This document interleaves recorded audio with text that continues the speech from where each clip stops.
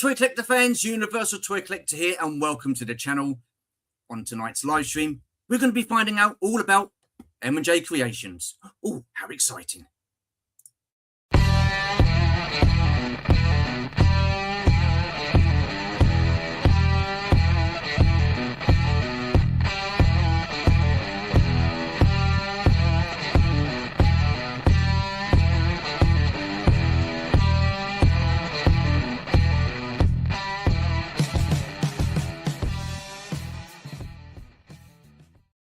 Hello, everybody. Hoping you're keeping well this Saturday evening. I do apologise that I didn't have the chat up and running.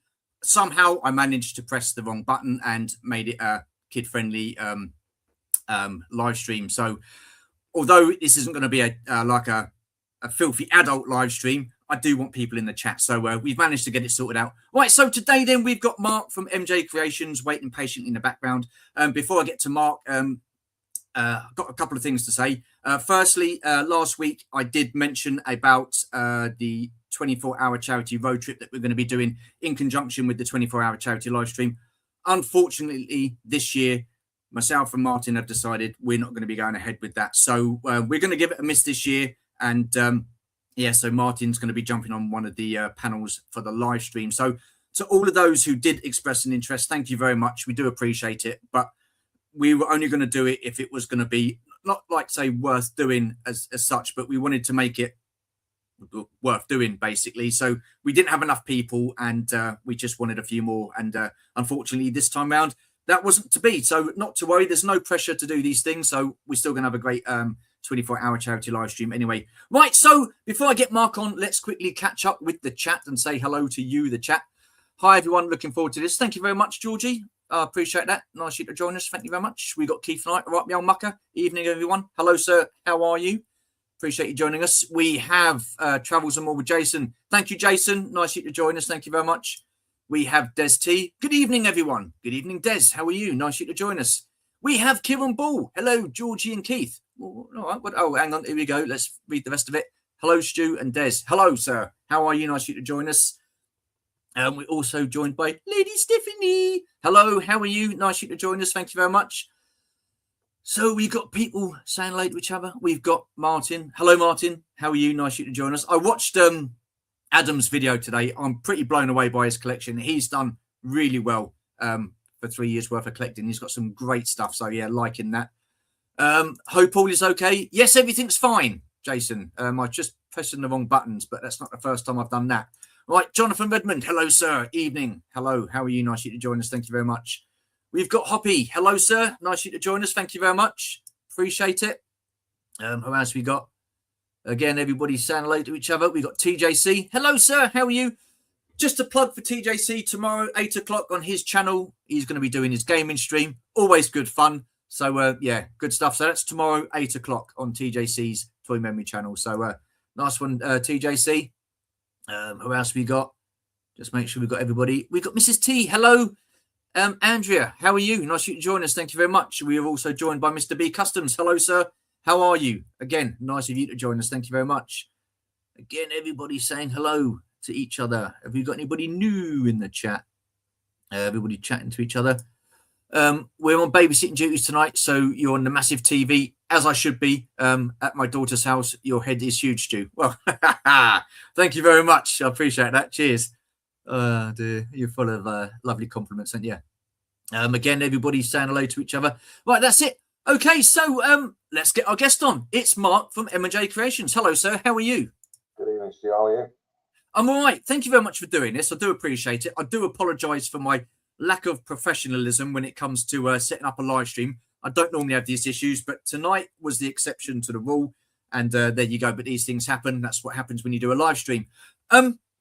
Firstly, I just want to say a huge thank you for doing this. I've spoken to you on one or two occasions. The first time was last May at MCM Comic Con in London. Can you just tell us a little bit about yourself, what it is you do, and then we'll start showing you some of the images of the work that you do. So yeah, please, the floor is yours, sir. Right. We print and paint, 3D print and hand paint busts and figures from TV, movies, horror, most genres, games, all sorts. Started off beginning of 2024, the craft fairs just as a part-time, and then decided April 2024 that we'd give it a go. Give me notes in Wow. Okay, so a well-paid you've job. not been going long then? You've not No. been going long at all? No. So yeah, I decided to give up my job and see how it went. Our first major Comic-Con was Liverpool, November 2024. And since then, we haven't looked back. That is awesome. I mean, for you to give up a full-time job to do something that obviously, I mean, what got you into doing it in the first place? Because that is a pretty big step to leave a secure full-time job, or secure it can be, like full-time job where you're earning, regular money month in, month out. What, that must have been a pretty nerve-wracking decision to make. Yeah, it was. I've been interested in the 3D printing from 15, 16 years. Kept looking at it, thinking, do I really want to be doing things like that? Yeah, it's okay as a hobby. Started off doing things that most other people do with the dragons and ornaments and things like that. And then discovered the fan art, all the characters and everything. So, well, we'll give it a go. And we did a craft fair and did exceptionally well. Well, we'll do another one. Same thing happened. And then the thing that made the decision was I did a Buster Jurgen clock. I was sat in work one Sunday afternoon, bored, fed up. So I thought, I'll tell you what, I'll just stick it up on Facebook. Rang the wife, said to her, I'll put it up on Facebook, and I've had an order for 10. We hadn't. I just thought, within 10 minutes, somebody rang me and said, can I have 10? And I was like, someone's taking a mickey here. Wow. Anyway, it turned out it was a guy who had an art studio, bought 10 off me, said to me, if you can get them made by next Friday, he said, I'll give you the money for them. So I got them made, and that was the start. I thought, well, if one person thinks that, what are other people going to think? Yeah. And so we started off with the one printer, October 2024, and now we've got 30. And we do filament and resin. So, and everything's made between me and my wife. I've spent the last 18 months honing software, machines, and yeah, like I say, I'm a lot further on than I thought we'd ever be. And the take up from people, I have people like yourself and numerous other people who follow us around the concert. So glad you're here. And this year we're taking on definitely 3, possibly 5 European events. That's awesome. We'll get to those events in a bit. When it comes to making that decision, obviously you gave up your full-time job. What was your wife's reaction to that? Because I mean, crikey, that's that. Like I say, that is a big decision. Obviously was she on board? Or? Yeah, no, she was. She was on board with it. She's the one that does all the painting. So she was fully on board. We knew it was a risk, but it was a risk that we were prepared to take. So much so, she retired last month. So she took early retirement last month. So we're both now doing it 24/7. Yeah. So your wife actually carried on working then while you were doing that? Yeah. Wow. So she was doing a full-time job plus doing your painting as well. Yeah. You should have come on with you, mate. Wow.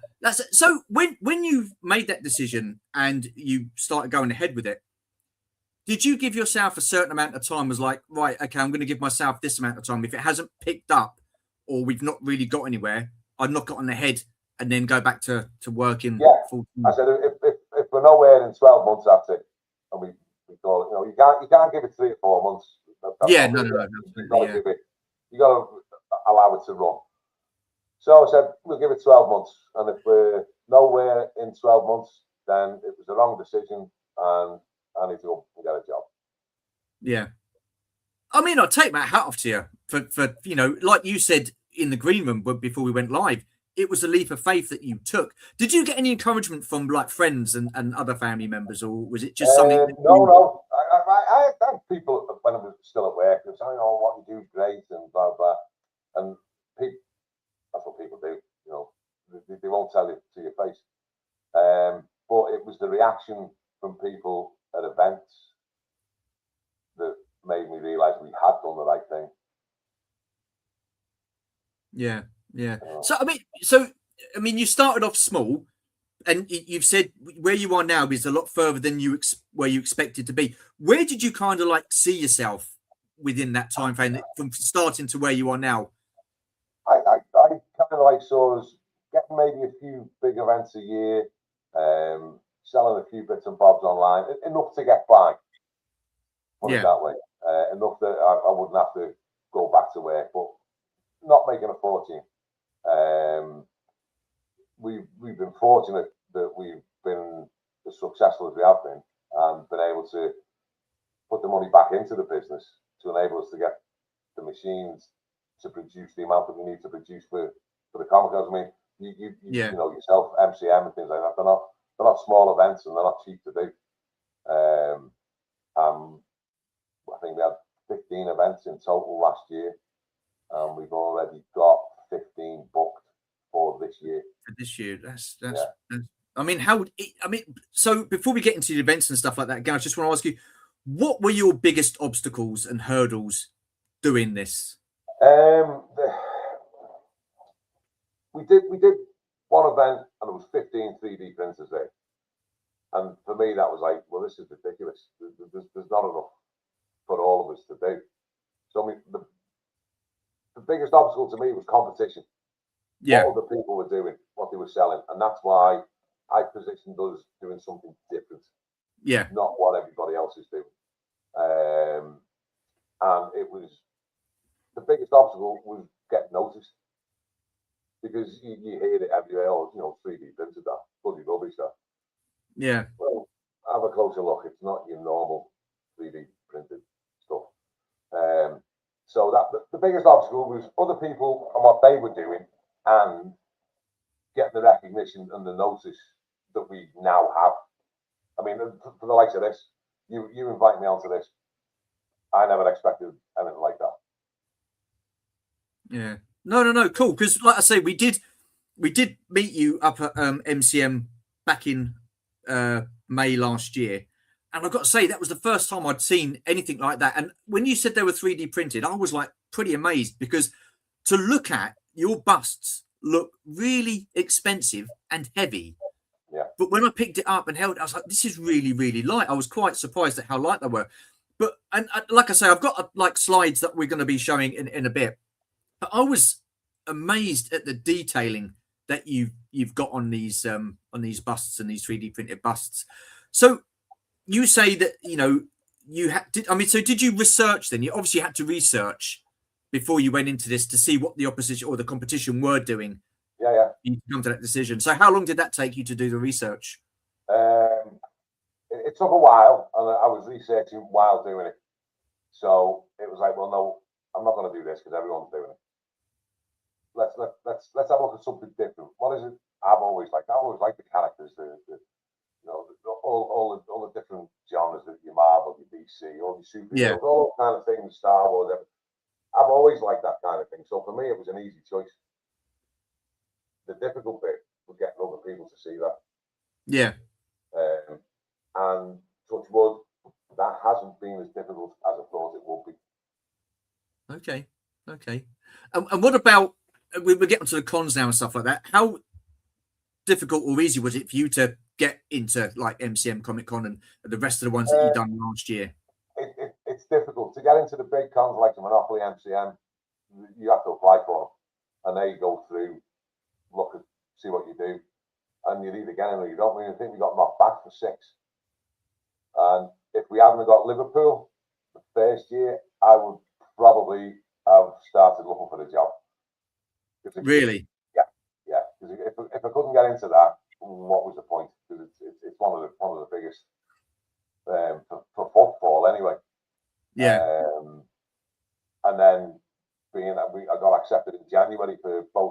events, and that was like, well, maybe we're doing the right thing now. Yeah.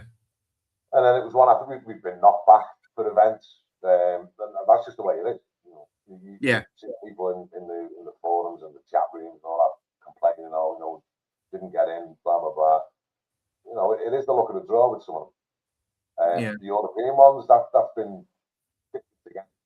I've emailed them, explained to them what we do, said to them, you know, look at the Instagram, anything you want to know, and the replies back from we've been, we got nothing like that over here. We'd love to have you in the show. So hopefully that's more expansion. What would you class as being successful? I mean, have you got like an expectation of, right, this is where I want to be? Do you set yourself goals and targets for each year, or you just quite happy to roll along with it and see where it takes you? No, I do set goals, and that is to try and be recognised enough to get into the big events on our own merit. If we can do them, the fan base will follow. So long as we can provide what people want at a fair price, that's good quality, that they're prepared to put on a shelf, and we can keep doing that. Yeah. How do you come up? How do you come up with the prices and stuff like that? I mean, a lot of it is what I'd be prepared to pay for it. Right. Okay. And what I think is a fair price. If someone comes to us at a con, and the cons, you know yourself, people go for something specific and see something that they don't expect. Well, that might be at the end of the day, and you've got no money left. I give them the option that, look, you don't feel obliged, you have to buy from me today. There's my details. If you're interested in something, message me, let me know. If I've got the files, I'll send you images. We go from there. Yeah. So for me, it's the longevity. I do have quite a few people who buy from me regularly. Some every month, some 2 or 3 times a year. Some it's for birthdays and Christmases. But they come back. Have you got this? Have you got that? Can you do this? And for me, that's success to me. When people come to us and say, "Can you do this for me?"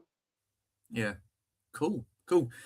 So back to the cons, what have you got lined up this year? Because you were saying again in the green room that you've got like some European events like planned for this year. So what are you going to be up to this year? Where are you going to be, UK and abroad?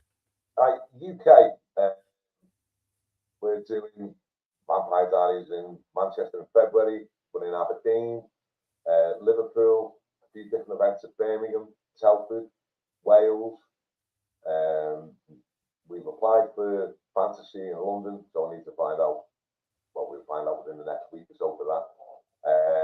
We're doing Facts in Belgium, which is one of the biggest cons in Europe. Fantasy Basel in Switzerland, which is, again is the same. Gamescom in Cologne. Just been today. Got in touch with another one in Cologne in Germany. It's a horror weekend. And then they came back and said, we've got nothing like this. Yeah. Awesome. You're more than welcome to come. So they've invited you, they've sent invites out to you, or do you have to apply to those ones? I sent them an email and said, this is what we do. If you think it fits, please let us know. If it doesn't, you know, and then they get back and say, you know, we've got nothing like that. These are the prices. Fill in the form you're in. There's no, and that's happened with Gamescom. It's happened with Fantasy Basel. I messaged them on the Wednesday night. Thursday morning, they sent me through a contract. Wow. So, yeah, it's surreal in a way. Yeah. I think the big cons and big events like that want someone small like us to attend their events. There must be quite a feeling of pride involved where you're getting recognised now and stuff like that. So obviously, the more you get recognised, hopefully, the more successful you will kind of be. So, I mean, do you have that feeling of pride? I mean, how does your wife feel about it now? Because, like I say, it's a big risk for the pair of you to do something like that. It's paying off. Hopefully, it shows in the work, the pride. I won't sell something if it's not a case of, oh yeah, thanks very much, 25 quid, cheers, see you. I mean, Yeah. the conversations we've had at Birmingham and in London, it's like, look, this is what we do. If there's nothing here for you, there's no harm in getting in touch. Whether you buy something today or you come back to me, it's the same. Yeah. A lot of traders, all they're interested in is making a quick buck. They're not interested in the fans. They're not interested. Yeah. But as for me, without my customers, without the small fan base that I've got, I haven't got a business. No. Yeah. I get that. Let's just catch up with the chat. So Georgie's put, I have a funny feeling we will be gaining some of this awesome work. Laugh out loud. Just choosing which. Yeah. I mean, I've already spotted a couple of bits and bobs that I've liked and stuff like that. So I'll be I'll be making some purchases for sure. And so Jono's put best start making them now, Georgie. Yeah, I mean, we are pretty much out of them for sure. Sell some of those Marvel and DC things behind you, and then we'll be you piss off, Martin. No. I mean, look, guys, in the chat, if any of you've got any questions, please feel free to ask some questions and stuff like that, because that would be absolutely superb. Right, so what I'm going to do now is I did have all this prepped, but because I had a bit of hang on a minute, what's this? I wonder, would an droid A-wing be look, so basically my Grail piece is the original Kenner A-wing from Star Wars, and it was in the Ewoks line, and I've been wanting one of those for a long time, and I've seen a couple, quite expensive. So this lot, they just give me like a hard time over it. Hello, Connor, by the way. If you send me what you're looking for, if I can find the files and I can do it, I will. Yeah, I know, and I appreciate that. But the thing is, there's nothing like the original thing, is there, when it comes to vintage Kenner Star Wars? So, what's this? There are files around for the original Kenner stuff. Oh, is there? Yes. Oh, okay. Oh, interesting. Okay, so Des has just had a quick look at your Insta page. Nice Liverpool pieces. Yeah, he's got some fantastic stuff. Absolutely fantastic. Because you've done a Diogo Jota, haven't you, as well? Yeah. That's awesome. That's awesome. In fact, a guy just messaged me the other day to do one for him. Yeah. Let's get you. Oh, really? We can see that. Hang on. There you go. Yeah. And I even got number 20 and his name on the back. 20. That is so cool. With the, it's the 97 up there. Do you just want to give your camera a little rub? I think you might have got a little bit of. Just give it a wipe. Type sort of thing. Yeah. I know. There you go. This is entertainment, ladies and gentlemen. Right here. Look at this. There you go. A bit better. That's it. Now pop it up. So see if we can. No. No, it's still. Yeah, it's still a little bit out of focus. But I mean, you can see these on the Instagram page. What I've done, ladies and gents, in the chat is I've actually left the link to Mark's link tree in the description below to this live stream. So honestly, you need to check it out. It's some great stuff. We weren't the one to say it was too expensive, Stu. We pretty much, true, yeah. What's that? That is a beautiful tribute. Yeah, it is. It's absolutely stunning. We've got a lot of Liverpool supporters here. I'm guessing you're Liverpool. Oh yeah. Yeah, that's all right then, because you would have upset the locals here. So it's all good. Right, let's get your slides up. So we'll get the first set of slides up.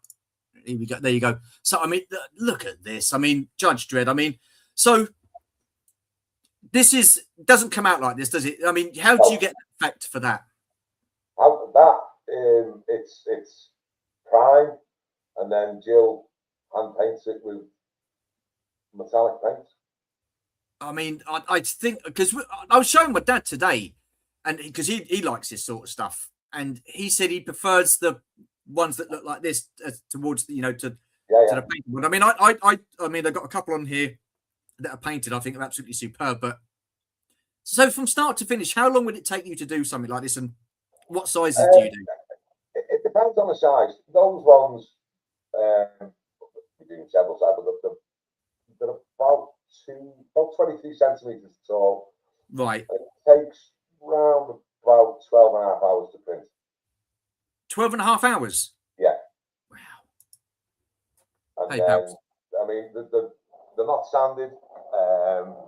As you see them, that's how they come off the printer. Obviously not the colouring, but the detail and everything is as they come off the printer. Yeah. No, very, very, very little work done to them once they come off the printer. Wow. And that is what we pride ourselves in compared to some of the other things that you see nothing about. Right. Okay. Okay. Because sometimes you do get that like a not grainy effect, but the line effect, don't you, on some of the layer lines. Yeah. Yeah. Yeah. And a lot of people will do one of them and say, there you go, that's however much, you know, because it's 3D printed. So what? It looks rubbish. Yeah. So, Yeah. if you're going to sell it to somebody, it needs to look like it's a collector's piece. Honestly, on a shelf. I will vouch. I've seen these up close and personal, and they are absolutely stunning. They really are fantastic pieces of work. They are just incredible. And so here we have a painted one. So this is the Mandalorian. Your wife does all the painting. How did that come about? Again, through this, she'd never painted anything before, and when we were trialing it as an idea, I said, "Why never go painting?" And she did, and we never looked back. She didn't know she could do it. that is insane. Very talented. Yes. Yeah, just incredible. So Connor's got a question. Is that something now with modern printers, less sanding as the resolution is getting better? Yes and no. If you know what you're doing and you can tune the printers and tune the software in yourself, then you can get them, but it's not. They will all print out the box. Most of the more expensive ones will print straight out the box. Yeah. But you need to spend time and effort getting them to the point where basically you can take it off the printer and say, that's good enough to sell. Right. Okay. So like him, yeah, Mandalorian, he's done in resin. Now resin's a different animal to the filament ones. There is quite a lot of work involved in resin. You need to support them. You need to support the filament ones, but the support is a lot easier. Right. But then you need to wash them in isopropyl alcohol. You then let them drain, cure them because the resin's UV cure. Up to that point, it's toxic.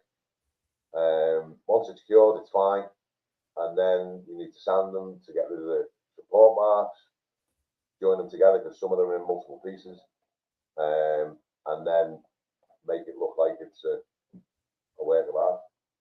Yeah.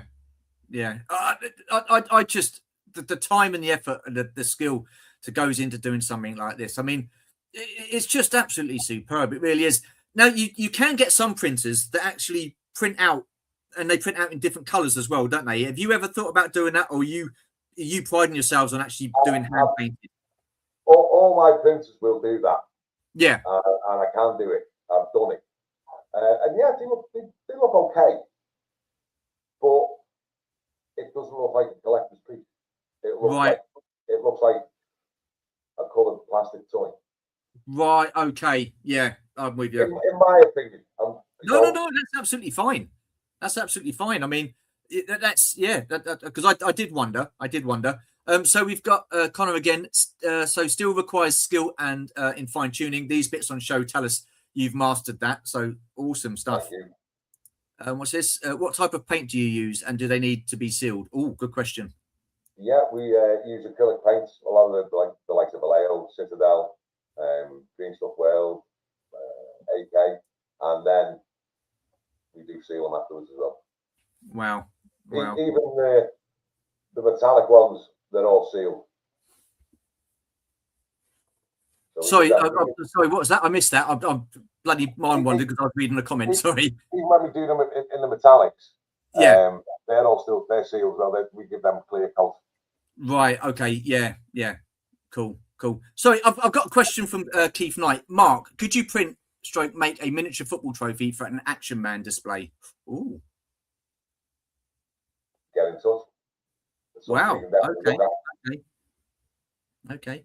No, that's cool because Keith's got a superb Action Man display. He's into Action Man, and Playmobil as well. So cool. We've got another question. Would Mark really want to print a participation trophy for a West Ham action? Oh wow, that's harsh. That is harsh. That is harsh. Wow, it starts. So I mean, this again, just absolutely superb. The detailing, the quality. I mean, wow. I mean, has your wife grown in confidence when it comes to the painting side of things? So she just decided, you know what, I'm going to paint one of these and did it and thought, oh, that looks all right. I mean, how did she know she could paint? Basically, and I think that was one of the first pieces. Wow. That's stunning. It's just incredible. A picture of whatever it is we're doing. Right, okay.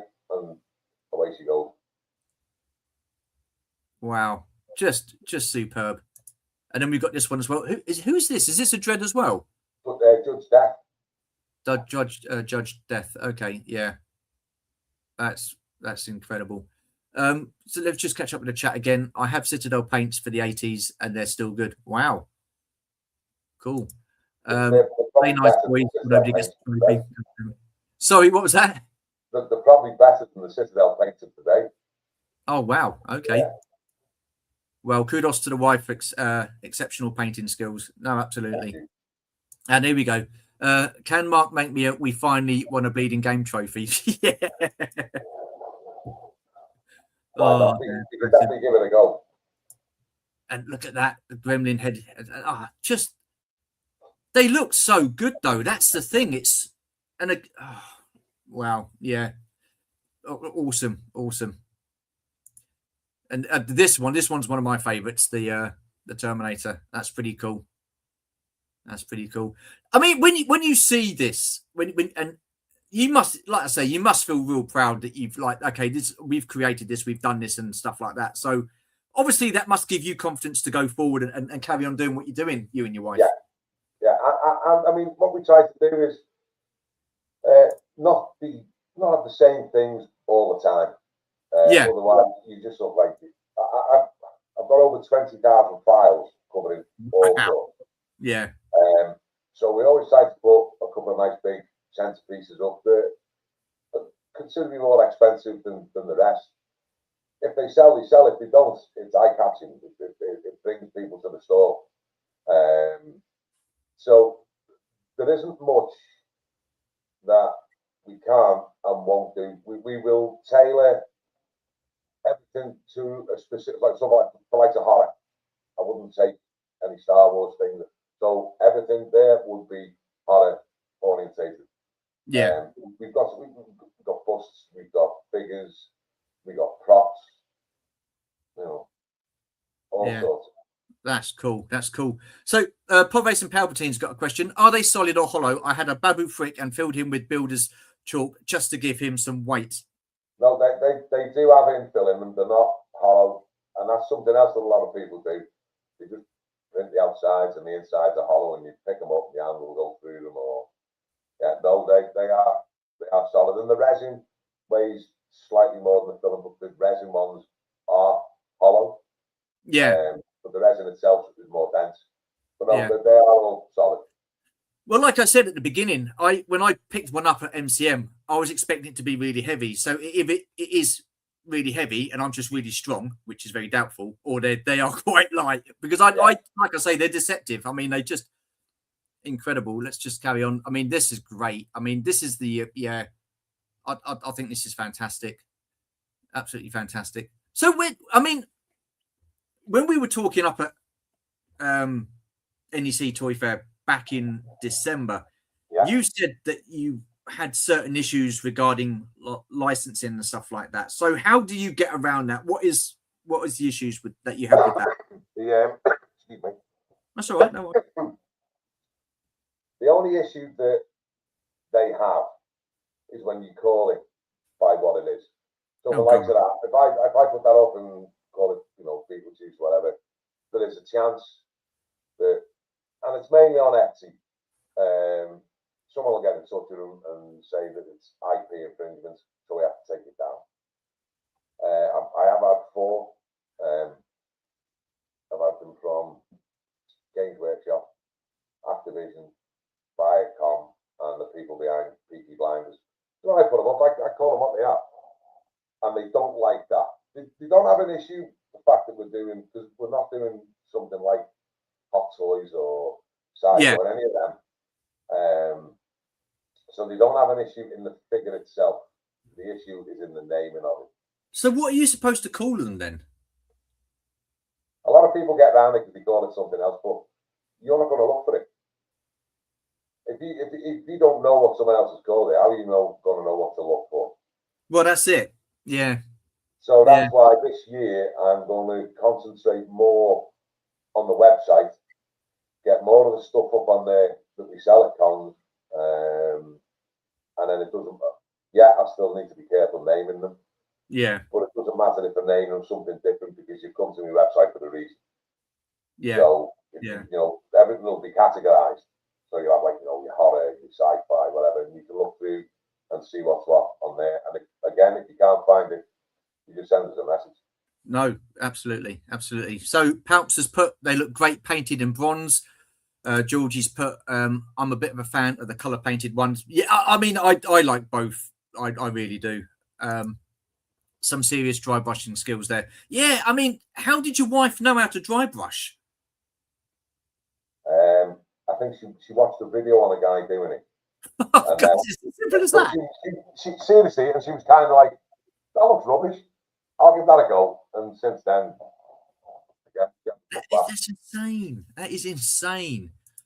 And again, one of the turtles. I mean, I just love the colors on them and stuff like that. And I've got there's one that I put up here. I think it might be on the other lot of slides, but just incredible detail. The paints and stuff like that are just amazing. There's some really fantastic stuff here. There's which one's this again? Because I'm not too sure. That's from the last Ronin.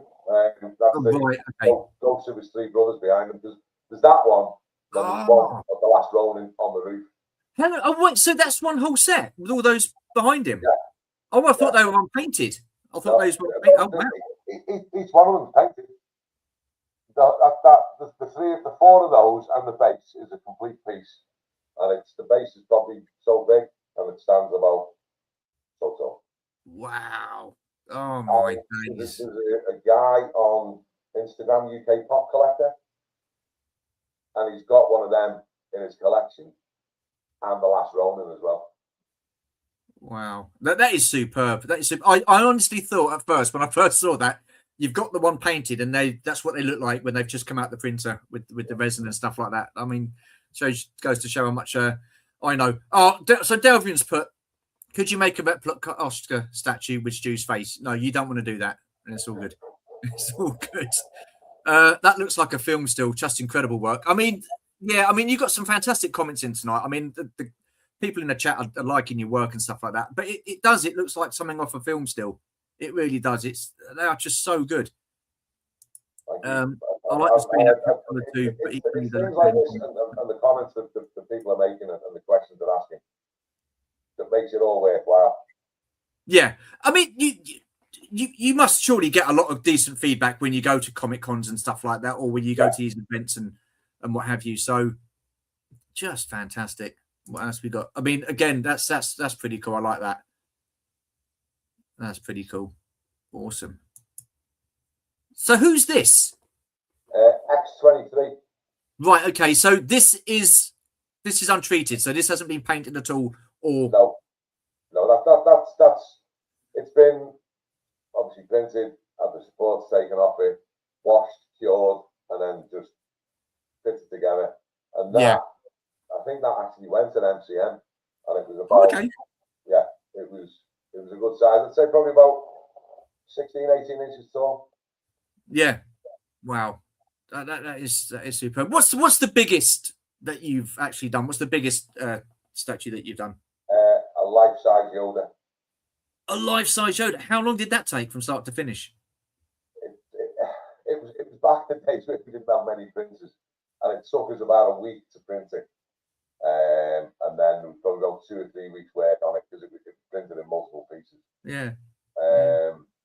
But yeah, so it probably took a week to print. So it's all about a month. Okay. And then it was fully painted as well. Wow. So how tall was the life-size Yoda? 2.5 foot. 2.5 foot. We've got a friend in the community called PGM, and he was one of the hobbits in the Lord of the Rings, or he was an extra. I mean, he's not much taller than 2 foot, so maybe you could do like a life-size version of PGM. That would be absolutely awesome. That was, wouldn't it? Have him standing in the corner. Brilliant. Yeah. So, I mean, but how much did you? I mean, obviously, someone's bought that and requested that. So, how much did that cost, if you don't mind me asking? That was 125. How much? 125. £125. Yeah. For a life-size Yoda. Oh no, the life-size Yoda. That was £300. Yeah, I was going to say, bloody hell, bargain. No, you're doing well. Yeah. No, yeah, £300 is a life-size Yoda book. Is that all? Yeah. That's incredible. Hang on. So, look at this. Life-size Yoda. Okay, I'm making a list right now. Just answer my question about scaling up in size. How about reducing in size, getting ideas for chess set pieces, looking at some of the best bust designs? Oh, that's not a bad idea. Yeah, we can scale. It depends on the file and the amount of polygons that there are in the file. A lot of people do low poly counts just so they can print it so big. Most of the files that I get, that I buy or they get made, we're talking in the millions in polygons. So we can scale up and we can scale down, and it keeps the same detail. Okay. Low counts, you start to scale up and then you start to see the triangles within the file, within the model, and they're not good. What do you say your most challenging one has been? Your most challenging statue? Most challenging one. We did Daenerys for Liverpool with the dragon. Oh, wow. That was challenging.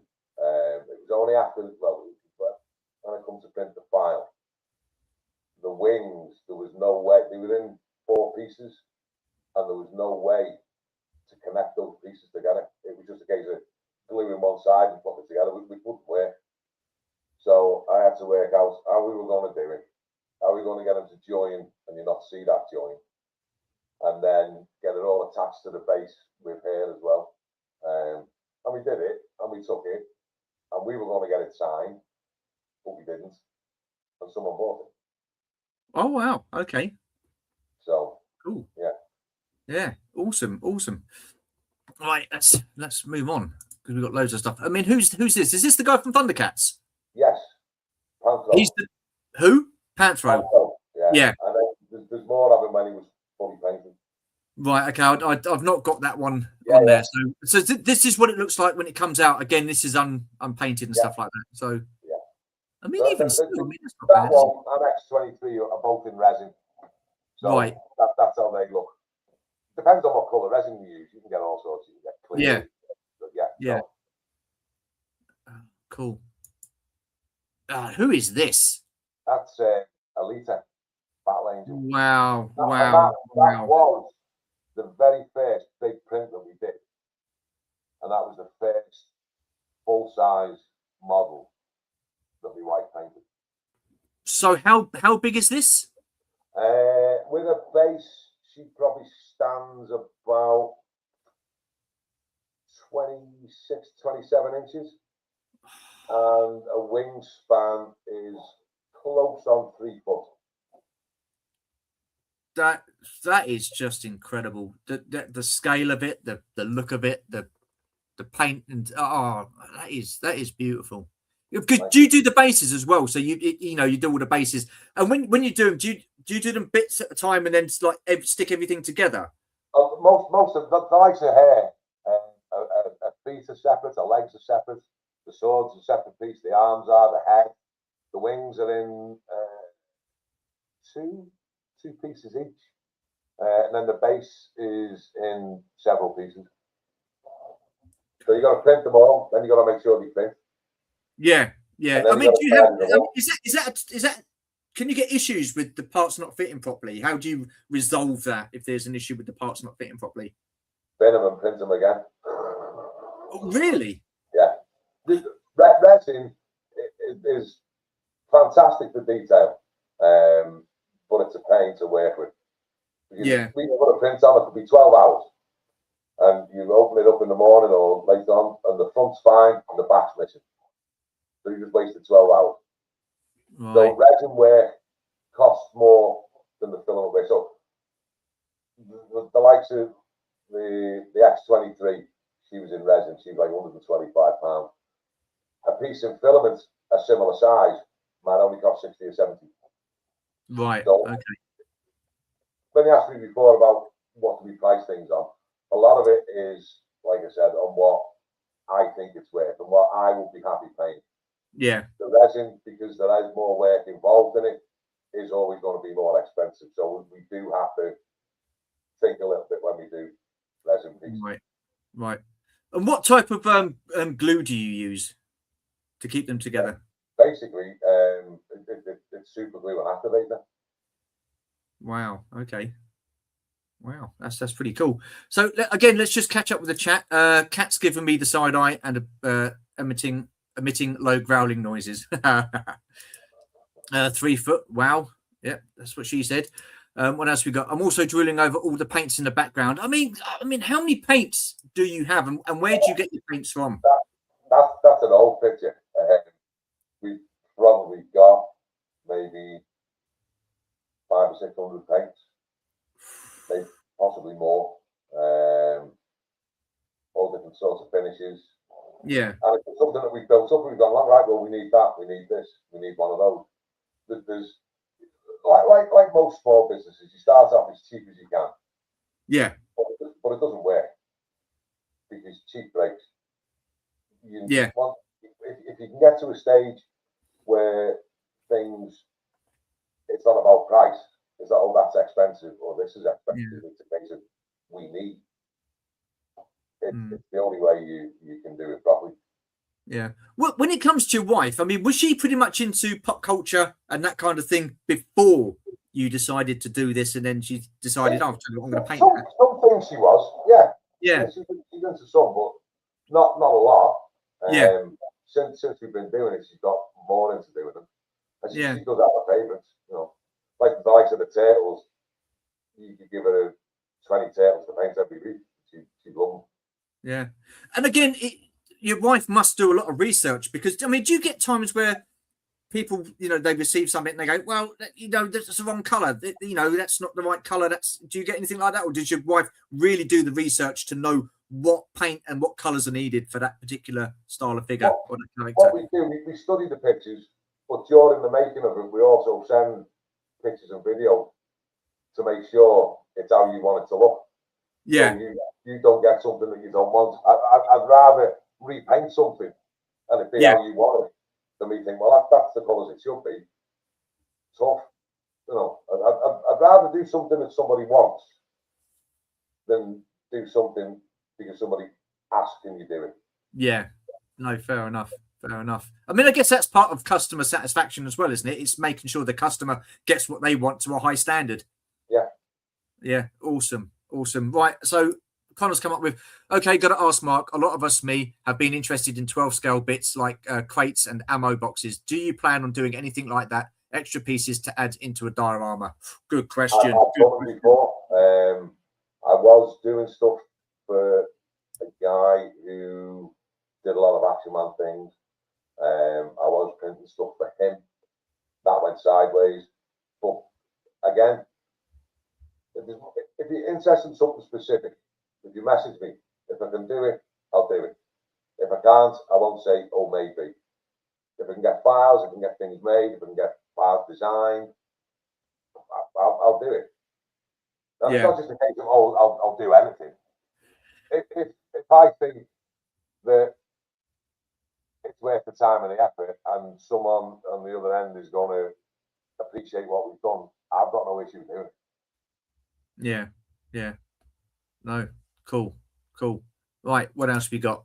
I mean, I love this. This is awesome. Wicked. I mean, that is superb. And I don't know. I'm really torn because I've seen like the turtles and Alita and stuff like that, and I think they look absolutely fantastic painted. There's one you've done, and I just think that's absolutely stunning. Well, they're all stunning, but this one's my particular favorite. But I love the bronze look. I just think it looks really, really cool. It just, it looks like just a fantastic ornament piece, you know, to fit in your collection. I just that was the idea behind it. Yeah. Like we started at craft fairs, and there's nothing at craft fairs for women to buy for men. And a lot of women don't like all the painted things, they don't like toys. But a lot of women like a nice ornament, and they see that and they'll buy that for their husband. But then they'll see something that they like and don't mind putting it in the house. Yeah. So the whole idea is it's a little bit of something for everybody. Yeah, and I like that thinking. And it's proven that it works. Yeah. Yeah. I mean, there could be something here for Kat, Keith. I mean, you know, I'm sure Kat would like some of this stuff. Awesome. This, I absolutely think this is superb. Absolutely love this. I mean, Green Goblin is one of my favorite characters within Spider-Man. I've got the Marvel, Hasbro Marvel Green Goblin animated series and the movie version as well. I just think they're absolutely stunning. But this, the colors, I love that original look. The purples, the greens. This is superb. Absolutely superb. I love this. Thank you. No, you're welcome. She is talented. What, your wife? Yeah. Yeah, no shit. Yeah, absolutely. All I do is print them. That's it. Without the paint that she puts on them, just bits of plastic. Oh, it's just incredible. And I think I've got another image as well. There you go. Just so cool. It's just incredible. That would look good in any display. Honestly, it really would. I mean, that was a custom piece for someone. Oh, was it? Yeah. And they had it for about 12 months and then knocked it off and broke it. Oh, my days. No. See, anything like this has got to be behind glass. It's as simple as that. You don't have this just on a shelf where it can get knocked off. This sort of stuff you put in a display cabinet. Sorry, so Connor's put, oh, that goblin is brilliant. Yeah, no, absolutely agreed with you. What's this? Stu, my mind is full of Stephen King mode, mate. Yeah, see? I mean, do you do Stephen King stuff? I've got a few Stephen King things. Okay. You know, and again, if not, if somebody specifically wants a main piece for themselves, it is something that we can look at. If there are files available and I can speak to the designers and they will allow me to print, I'll do that too. Okay, cool. What's this? Even ever done a TARDIS or Jessica Rabbit statue getting this year's Christmas present? I haven't done them, but I have got a Jessica Rabbit file and I do have files for the TARDIS. There you go. That's answered Steph's question. She's a big Jessica Rabbit fan.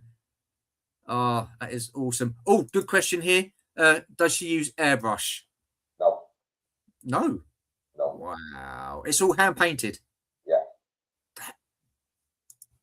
You honestly, God, I can't say enough about your wife. It's just incredible. Again, this is Warhammer, I'm assuming. You need to be careful with that one. That's the one I got told to take down. Oh, really? Right. Moving swiftly on then. Oh no, that's the last one.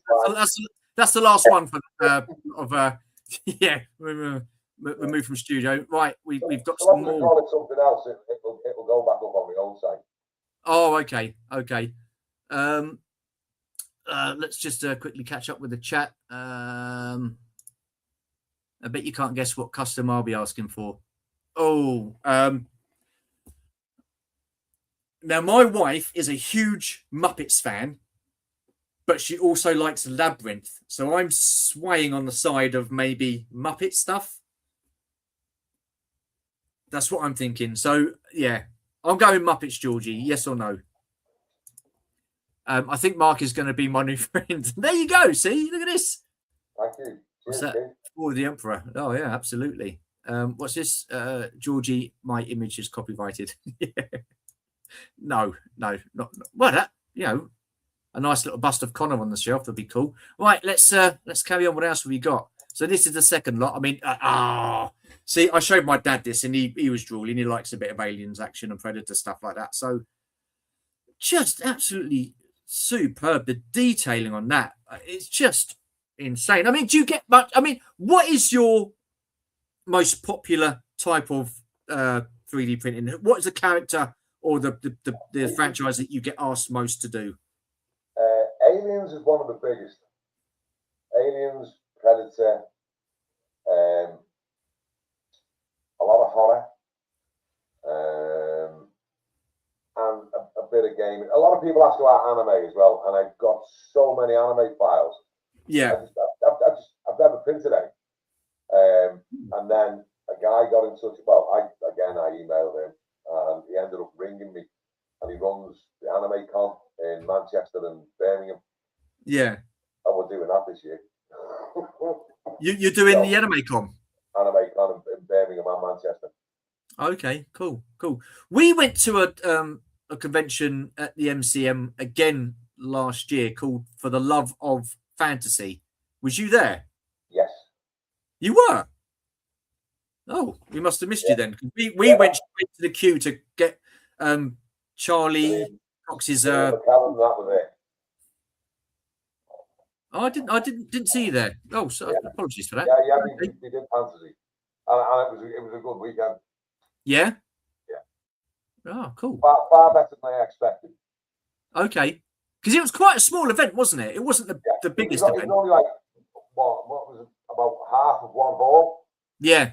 The Excel, that was with Monopoly events. Oh, okay. Yeah. So they're there again this year, and they're doing fantasy and sci-fi this year. Oh, are they? What, MCM? Well, Monopoly for the Love of Fantasy. It's in August. Oh, okay. Sorry, where? August. In August. Back at the Excel, but I think it's in August. Oh, okay. Excel. Yeah. So Gremlins here. This is Gizmo. I mean, again, it looks so cool. Just awesome. This is Art the Clown, isn't it? Yeah. Have you ever done him painted? We're in the process. Oh, let's have a look. Sidewalk for someone. So, as you see, it's half printed. Yeah. So, that's just him with his base. He's about 16 inches tall, but he is being fully painted. Yeah. Again, just absolutely stunning. Oh, but while I get you, let me enlighten you again, because you showed me something else, didn't you? It was a Masters of the Universe. So tell us the story about this. Oh yeah, a guy, I think it was Stafford at the toy fair in Stafford, asked about He-Man things, and he was after the Fright Monster from one of the toys from the 70s. He said that were made out of rubber and they'd all perished. Yeah. He couldn't get hold of them, and somebody had actually done a file of one online. So printed it off, and we painted one up, and sent it, and he was made up with it. And we had a few left over, so we messed around with him. And that is quality. That is absolutely superb. And it's a perfect fit. Yeah, no, that is awesome. Let me just say hello to BOE. Hi. How you doing, BOE? Nice of you to join us. Thank you very much. So yeah, no, this is again just some really great stuff. And this is superb. I love this. That is so cool. Wow.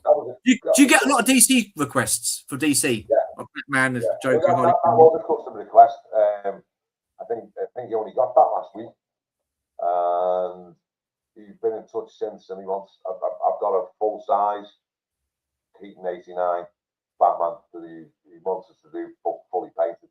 Yeah. So, absolutely fantastic. I do love my DC. That is so cool. What's this?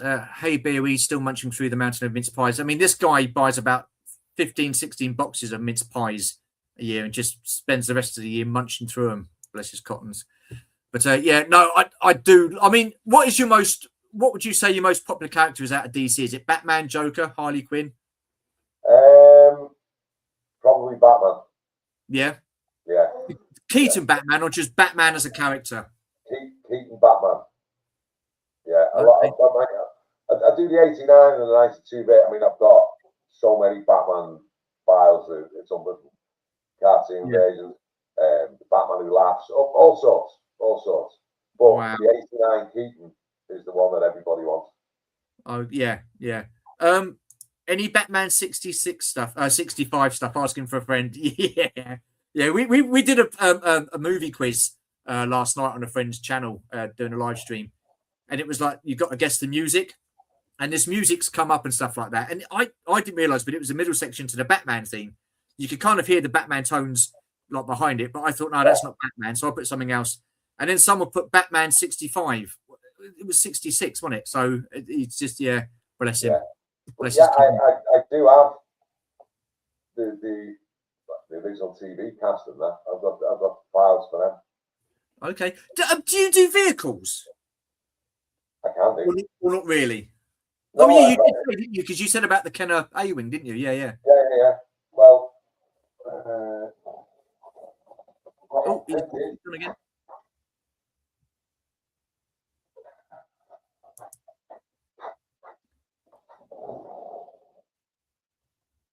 Oh my! Look, that is incredible. Underneath it. Oh, the Batwing! Oh my gosh! Oh dear! I think there's going to be some money spent at some point. That is incredible. And this is your store. Where's this set up at? That was at Comic-Con Wales. Okay. In Newport. That's a 3x3 booth. Yeah. Cool. And, I mean, you look at all this lot. I mean, you didn't have to pack your stuff on it, didn't you? Is that a Venom there? Yes. Oh. And he was a good size. I think he went to 3 cons, and at the 4th one, he sold. Wow. And he was big. Yeah. Very big. He was a good 2 foot tall. Yeah. So 2 foot. Bloody Nora. Wow. I mean, what are your price ranges? So from like your smallest up to your largest, what would you? Because you said about them being reasonably priced, and you'll be doing stuff that you would be happy paying. So what are your prices? How do your prices vary? We do some mini ones for kids.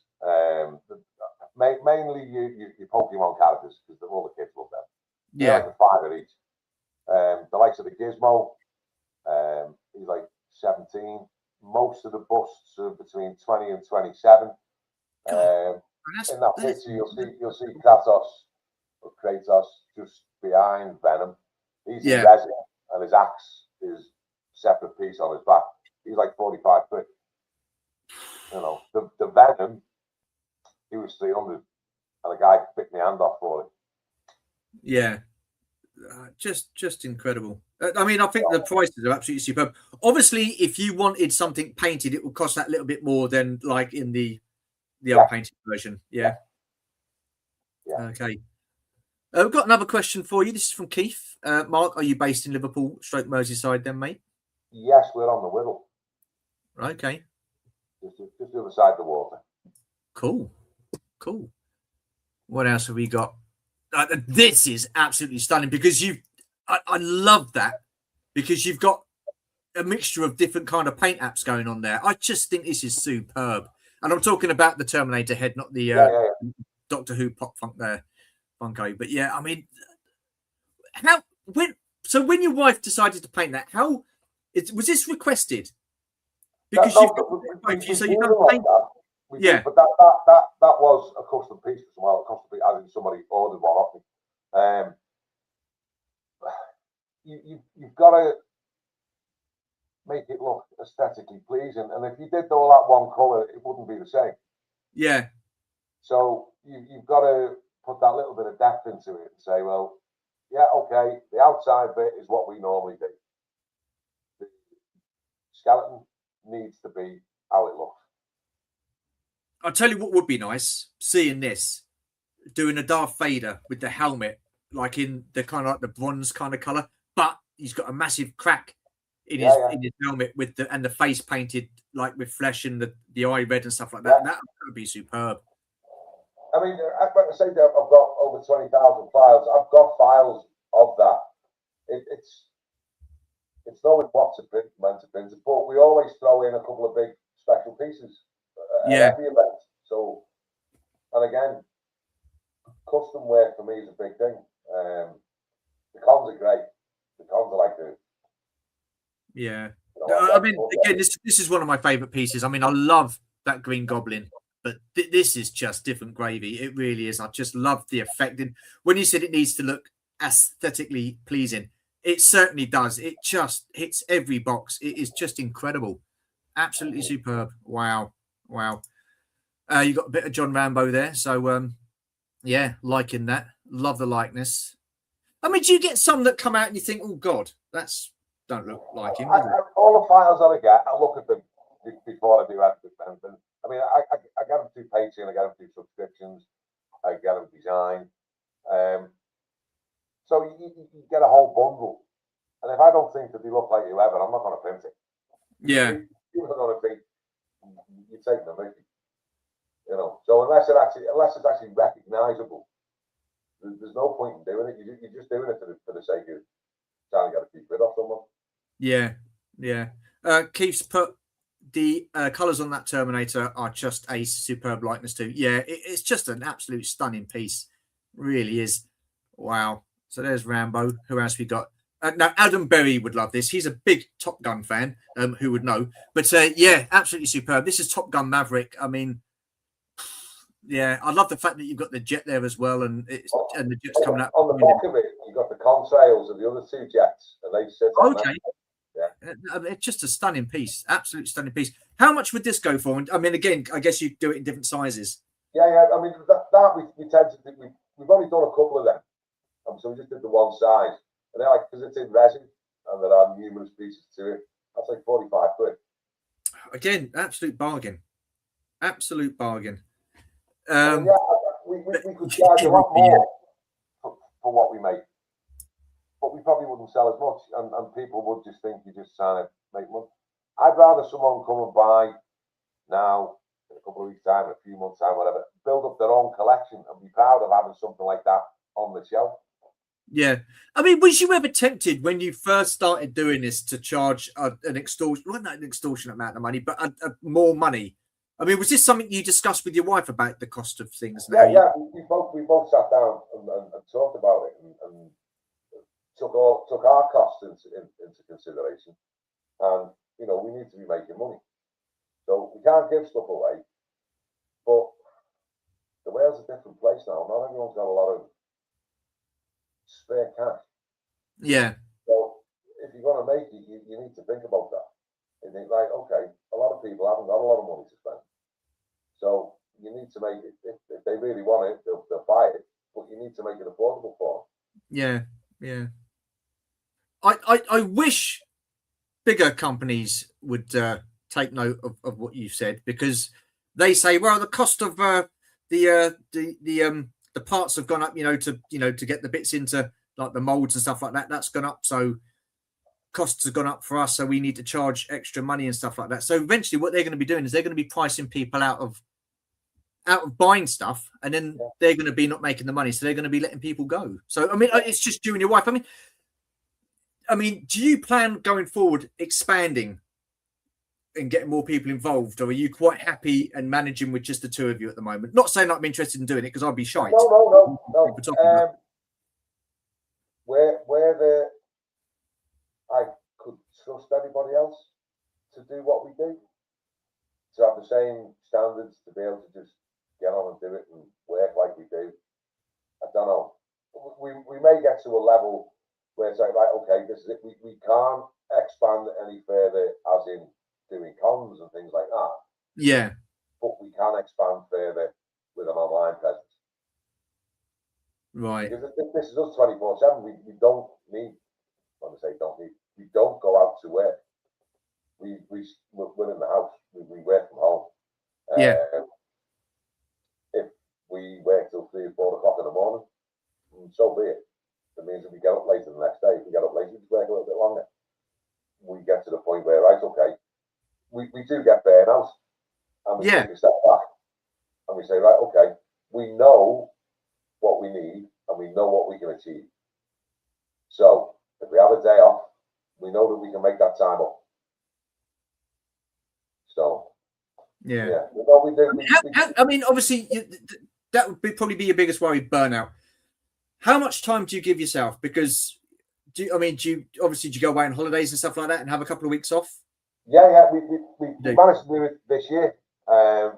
and well, last year, sorry. It's already planned. The con season normally runs March to the back end of November. Yeah. This year it's starting a month earlier. So we're going to go away in June, but there's a few events there that we want to do. Yeah. So we're going away in December instead. So December, January, we're free. Now, normally we go away and we do all sorts. We go and do all sorts, but we do it ourselves. We don't join the crowd. We go and see what we need to see. Yeah. We went away this December, and literally we sat there for 2 weeks and did nothing. Now that's not us. That's not us. But we did. Yeah. And it's done us. But you need that time away, though. Yeah. You need that break, because surely you. I mean, do you get to a point where you think, bloody hell, I'm sick and tired of doing this?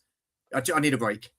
No, we'll get to that point. We'll get to the point where it's like, right, okay, we know there's nothing happening in 3 weeks' time for 3 weeks. Yeah. Or say 3 months down the line, we've got 6 or 7 big events coming up, but at the end of them, we've got a few weeks where we just do nothing. And yeah, so you look forward to the downtime, but yeah, when you've got that many things going on, you just get on and do it. Because without it, you've got nothing. And the only way that we're going to get anywhere to do anything is to continually push ourselves, but also put things in place that make life easier. Yeah, absolutely. Let's just quickly get back to the chat, because there's a lot going on. Pieces such as these would definitely set the collections off a treat. Yeah, no, absolutely. I could not agree more. Absolutely. Fans doing the best work and not charging people the earth. Yeah, absolutely, Keith. Absolutely. I mean, how many times have we said that with people that come onto like streams like this or onto Shabbies and ZSR? I mean, it is the fans doing the best work, because they put their heart and soul into it, you know, and I think it's testament to people like yourself, Mark, and your wife that do things like this, because, you know, where else would you, I mean, I'm not being funny. If this was like a big company charging, like doing things like this, they would be charging the earth for it. Yeah. You know, it would be expensive. You're keeping it affordable. People are getting good quality pieces, and you're happy because you're making enough to get by and make a living, which is awesome. Awesome. So Des agrees, exactly, Keith. Delvin. So really, the limit is our imagination, and if the files exist, basically, yeah. Cool. And Hoppy's put both Mark and his wife have lots of talent and skills between them. Yeah, no, absolutely spot on, Hoppy. I could agree more with that. That's absolutely true. Vader. So there you go. There's one Vader bust. I mean, how with Vader? I mean, he's got his helmet and stuff like that. And I suppose it's the same with the Stormtroopers. How many different files can you get for one character? For some characters, there are hundreds, because they do them in different poses. You can have a full-size figure. You can have them in the figure in different poses. You can have them battle damage. There's all sorts. There really is. Oh no, cool, awesome. I'd like I say, I've spent ages just looking through your Instagram and your Facebook, and I'm just like, oh man, this is so cool. And again, that is awesome.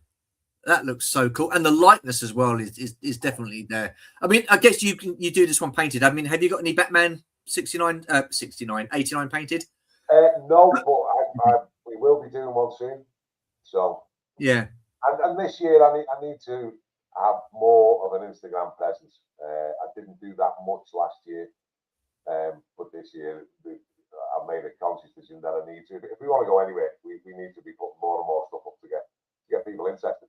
You know, to showcase what we do. Yeah, I mean, with your Instagram and stuff like that, like you said, it was difficult because that was Etsy, wasn't it? But and because you were saying earlier as well in the green room that a lot of people don't like you posting stuff of their files. I mean, how much of a hindrance is that? It can be. There's a lot of files that you can buy that are for private use only. So you can buy the file and you print it for yourself, not a problem.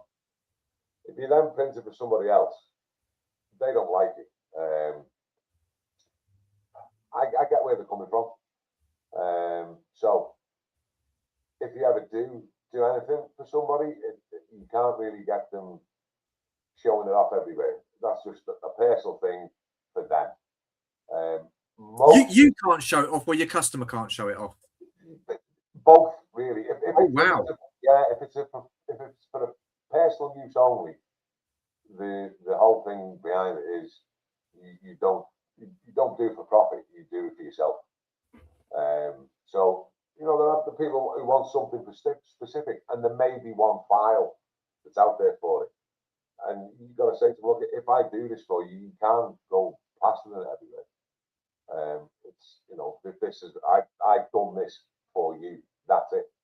What's the response of the customer then? And they're like, oh well, God, I want to show this off. I want to show people. What are their responses? I think there's only been two that I've had to do that with, because most of the other files that I've got, the guys that I'm with, you've got license to sell the prints. None of them will let you sell the files, which is right, because the hard work they put into making them. Yeah. You can buy all their files on Etsy for a couple of pounds or for £1, because people join the Patreons and just sell the files. So they're taking money out of these guys' pockets. So you can buy the file, you can download that file and print what the file is, and you can sell what you've made on, but you can't sell the file itself. Okay, yeah. Well, that makes sense, I guess, doesn't it? Yeah. But a lot of people go on the Patreons and you'll see them all over Etsy. You see files for things for 50p and £1 and £2.50. Yeah. And they're all from Patreons, and the guys can't stop them from selling, because if you're in the Patreon, you got the file. You can upload that onto a Google Drive and sell as many as you want. Yeah. Well, this is the last one, so I'm just going to take that away and let's just remove that. We've got about another 15 to 10 minutes left. Where do you want to see yourself? Where can you see yourself in the next year? What are your plans for the next year? What goals have you set yourself for this coming year, should I say? Europe is a big thing for us. The UK market, where the cons and that are concerned, is saturated. I mean, you've got a Comic-Con in a shopping centre, sports hall and things like that. The big events, there's like one every weekend. People have only got so much money, and they can't go and do all these events. Whereas Europe, they tend to have like maybe 2 or 3 huge events a year in whichever country. I mean, Germany's probably one of the best, but they also do genre-specific cons. So for us, trying Europe is a big thing, and if we can get the same kind of recognition in Europe as we have here, and get invited to events as well, I don't think we can ask for any more. Just let what we do speak for itself, and if it's good enough, people will buy it. People want us to do events. Yeah. Do you ship abroad? Yes, worldwide. Yeah. Worldwide. So, I mean, how much of your custom what percentage, should I say, of your custom is UK based compared to like Europe or say like the US? Stuff that I sell online, I would say it's probably 50-50. Wow. I do sell a lot of live birds to America, which I was quite surprised at. Yeah. Well, big team. Why not? So yeah. world recognised. It's So, but, I've sold stuff to Australia. We had an order last week for Kuwait. So really? Yeah. Wow. So Interesting. Dubai. Probably got a live bird going out on Monday to Budapest. Wow. So okay. Dominic Sober's life fan. Cool. That's cool. Jono, this is just a private. This is even worse than your A297 Stu. I can't believe you're still bringing that up, Jono. I really can't. Again, this is to do with a quiz, and I did a Star Wars quiz beginning of last year, and there's a question: what kind of weapon does this Rebel Trooper use? And blah blah blah blah blah. And so it was. I googled it, and it came up as the A297, which was theoretically correct. But the weapon they had before that was a different style of weapon. But the A297 was a modified, and everyone's going, no, it wasn't. It was this one and stuff like that. And I was like, oh God, it was a big drama.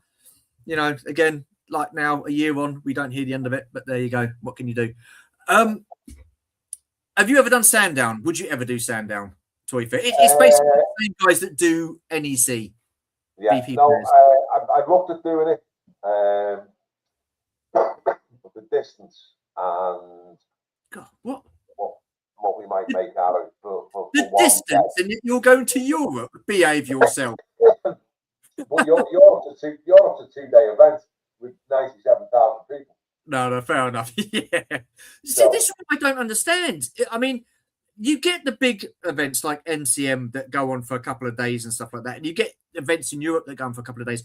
But the toy fairs over in the UK, they're only a day event. I don't understand why they don't make it a 2-day event. Stand down, NEC. Yeah, I mean, like the NEC, it's what for most pubs it's 10 till 3. We've been lucky. Stafford was okay. Bolton used to be all right, but not so much anymore. Yeah. But NEC's been. We've done it twice now, both December ones, and they've both been good for us.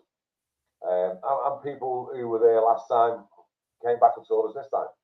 Yeah. So, are you going to NEC in April? Are you going to NEC in April? We're going to look and see what else is up, because we might. I know we've got quite a few events in April. If we're available, I will be going. Because I'll tell you for why. A lot of the people in this chat will be going to NEC Toy Fair in April.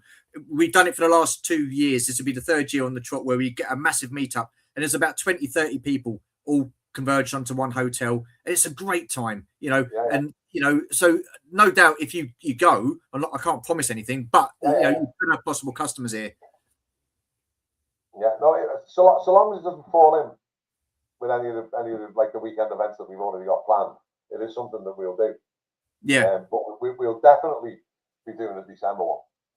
Okay, cool.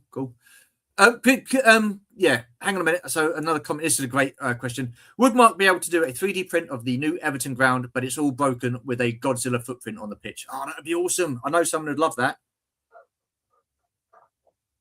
I know someone. I did have a file for Goodison. Someone asked me to do a Goodison for him, but your printer broke. Yeah.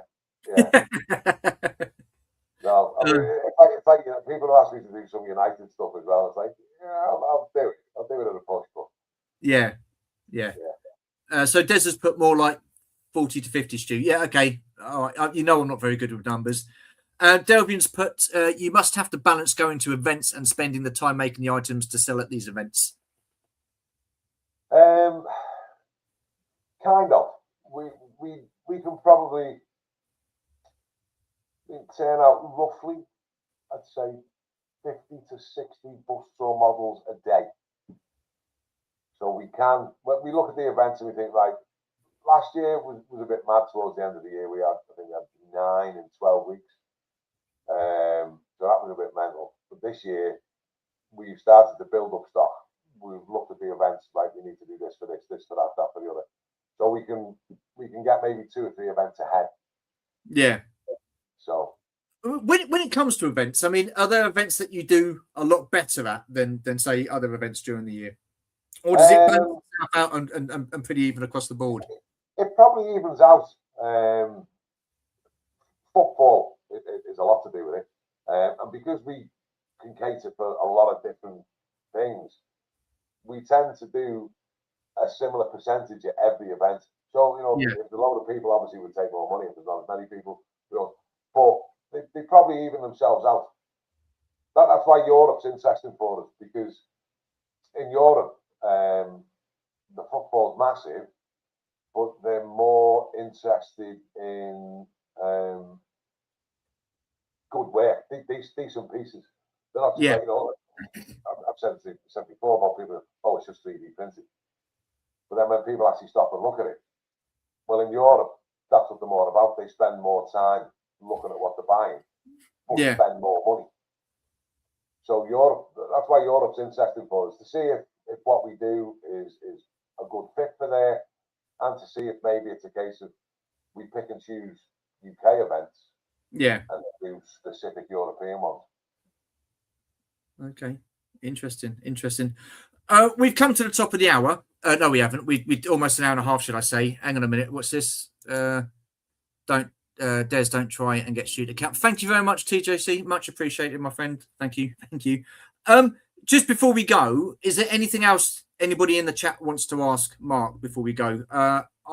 So yeah, if If not, then we'll call it a day. But I've just got to say, testament to you and your wife. I think what you've done is absolutely fantastic. It was a big leap of faith that you took, and I think it's so far, you've done a great job, and I hope that continues. And wishing you all the success going forward. I'd like I say, the two of you. Just, because I spoke to your wife briefly. I think she didn't want to come on here, did she? She's not interested in all that stuff. No. But no, just pass on. And she's full of cold as well, so. Oh, she? But so I won't catch anything over the internet. That's. But I just like testament to you and your wife, Mark. I think you both do an absolutely fantastic job, and I wish you every success going forward. Thanks, Stu. I appreciate you giving us the opportunity to come on and talk about what we do. No, and no doubt at some point in this year, I'd love to get you on the channel again at some point, see how you're getting on during the year and what your highlights and stuff. So Connor's just put, Mark, love your work, really impressed with everything you have shown here this evening. Yeah, cheers. That is superb, Connor. Thank you. Well done, Mark and Stu. Great chat. Looking forward to seeing you at the next event. Cheers, Des. Appreciate that. You said about vehicles. What about an Action Man size 1975 Rover P6? Cat is going to kill me. He loves his Action Man. I mean, again, if you got the file, would that be something you could do? Yeah. Obviously. Yeah. And I've mentioned it to you before, we have purchased a fully mobile 3D scanner, so that's something else that we want to add into it this year. Yeah. Being able to scan people in cosplay, for example, and giving them a bust of themselves, but also looking at small businesses that may need prototype parts or parts for toys, things like that. It is something that we've got the equipment. It's just having the time to fit it into learn how to do it properly and make it look the part. Yeah. Okay. Cool. So John has put Godzilla wouldn't bother going to Everton Stadium, Connor. That's true. So TJC is going to ask a question. He's dragging it out. Mark, could you print what, TJC? Out with it. Spit it out, man. Spit it out. We're almost done. No, he's probably thinking about what he's writing. No, well, okay, we're gonna call it a day. But Mark, I just want to say thank you so much for doing this. Like I said, we were going to chat to you at NEC, but we just at that time we were like, okay, yeah, we're not going to do any film. We didn't do any filming that time around. So approached you, said, would you be interested in doing a live stream? You've been gracious enough to come on, and I think you've done a great job, mate. You've sold yourself. You've spoken really well. I can tell you're passionate and you love what you do, and we love what you're doing. Some of those busts that you've done, like I say, truly sensational, and they would look absolutely superb in anybody's display. Now, I know that I've seen a couple of bits because you had a bust with a human head with a face hug around it, and it was painted. Yeah. I would love to get my dad that for his birthday. That would be absolutely superb. So I'll be looking at getting you some bits. Oh, hang on, he's actually got he's come out of it. Mark, hopefully get to chat to you sometime at NEC. Really great work. Nice one, TJC. Cool stream, guys. Thank you, Jono. Appreciate that. And this has been a fantastic stream. Thoroughly enjoyed this. Thank you, Mark. No, appreciate it, guys. I really do. Thank you very much. So that is it. I just want to say a huge thank you to Mark from M&J Creations. Loving what you're doing. Wish you all the success going forward. So next week, as you know, we have the Movie Mind quiz starting. So I'm looking forward to it. It should be fun, light-hearted fun. But there you go. Anyway, I just want to say thank you to all of you in the chat. Really do appreciate your support. Thank you so much. Cheers to Mark. Take care, stay safe, and we'll see you in the next one. Bye for now. Thanks, Steve. Cheers. No worries.